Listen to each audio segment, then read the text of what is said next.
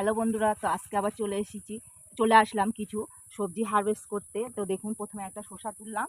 শসা গাছটা কিন্তু আমার অনেক দিন ধরে শসা দিয়ে গেছে, আপনারা দেখেছেন। সম্পূর্ণ জৈব পদ্ধতিতেই আমি করেছি এই শসা গাছে। আমি কিন্তু রাসায়নিক সার কোনো দিনেও দিইনি, জৈব পদ্ধতিতেই করলাম। কলার খোসা আর কিচেন কম্পোস্ট আমি দিয়ে গেছি, আর খোল পচা তরল সার।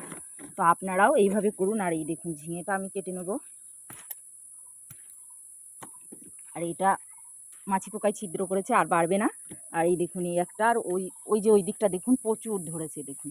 তো আর এই যে আমি মাছি পোকার কথা বলেছিলাম, আর আমি যে পেয়ারা হারভেস্ট করে দেখিয়েছি, দেখেছেন একটাও ছিদ্র নেই। মাছি পোকায় কিন্তু ছিদ্র করে। এই দেখুন পিঁপড়েটাও হচ্ছে এই ওষুধ, অনেকটা পিঁপড়েও দেখুন এর ভিতরে ভর্তি হয়ে গেছে। এই ওষুধটা পিঁপড়েও চলে আসে দিলে, তো অনেকটা আমরা পিঁপড়ের হাত থেকেও রক্ষা। ফেলে দিয়ে আবার এই ওষুধটাকে এইভাবে দিয়ে দেবো।